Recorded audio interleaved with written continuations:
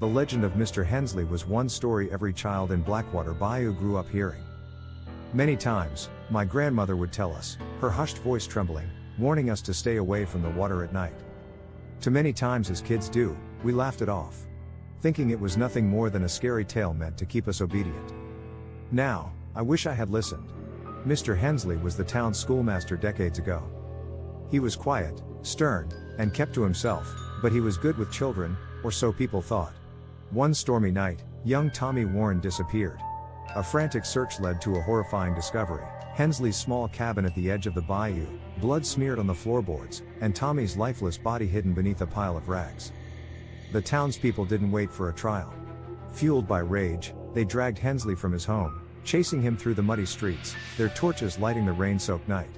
His screams echoed as they cornered him by the bayou, their fury ending when they shoved him into the murky water. He sank into the darkness, his final words a curse on the town. In the years since, whispers spread of a ghostly figure stalking the bayou on foggy nights. They say Hensley emerges from the water, dripping and bloated, searching for children to drag to his watery grave. We thought it was a story to scare us into good behavior, until that summer when I saw him. It was a humid August night, the kind where the air feels like a wet blanket. My friends and I had dared each other to visit the bayou after dark. Armed with flashlights and bravado, we ventured into the dense, tangled trees. The bayou was quiet, save for the occasional croak of frogs or the splash of something unseen in the water. The place felt alive, watching. "Let's just get to the dock, take a picture, and leave," Jack said, his voice quivering despite his effort to sound brave. The dock was the supposed site of Hensley's death, the spot where the mob had dragged him into the water. The wooden planks were rotten and covered in moss, but we dared to step onto them, our footsteps creaking in the silence. "See? Nothing here," Sarah said, snapping a photo with her phone. "Just a splash cut her off." We all froze, flashlights darting toward the sound. The water rippled unnaturally, as though something large had just submerged. "It's probably a gator," I whispered, though my throat felt tight. But then, the smell hit us, an overpowering stench of rot and decay. Sarah gagged, covering her nose. "What is that?" The answer came when we heard the faint squelch of footsteps behind us. Turning slowly, our beams illuminated a figure standing at the edge of the dock. He was tall, impossibly so, his thin frame wrapped in tattered, waterlogged clothes that clung to his decayed flesh. His face. God, his face. His skin was bloated and gray, his eyes sunken but glowing faintly, like embers in a dying fire. Water dripped from his slack jaw, and his bony hands twitched at his sides. "Who's there?" Jack called, though his voice cracked with fear. The figure stepped forward, his wet boots leaving dark, oozing prints on the dock. When he spoke, it wasn't a voice but a rasping gurgle, like water churning in a hollow chest. "Where is the child?" None of us could move.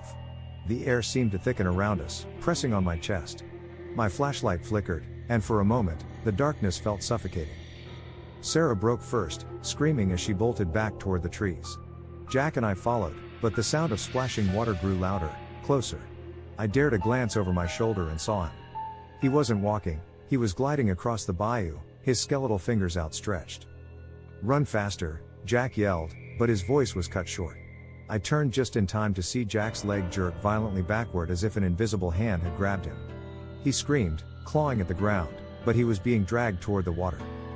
"Help me," he cried, his face pale with terror. I grabbed his arms, pulling with all my strength. Sarah reappeared, sobbing as she tried to help. But the force pulling Jack was too strong, and with a final, blood-curdling scream, he was yanked into the bayou. The water swallowed him whole, leaving only ripples in its wake. We didn't stop running until we reached the safety of Sarah's house. No one believed us when we told them what happened. They said Jack must have slipped and drowned, but I know the truth. I never went near the bayou again, but sometimes, on foggy nights, I dream of it. In my dreams, I hear Jack's voice calling for help, and when I look toward the water, I see Hensley standing there, his glowing eyes locked on me. The curse he left on Blackwater Bayou still lingers, and if you're brave, or foolish, enough to go there at night, don't say I didn't warn you. The drowned teacher is waiting, and he won't stop until he finds what he's looking for. Thanks for watching. If you enjoyed the video, make sure to hit the like button, it really helps us out. And don't forget to subscribe for more content like this. Tap the bell to stay notified whenever we post a new video. Thanks again, and see you in the next one.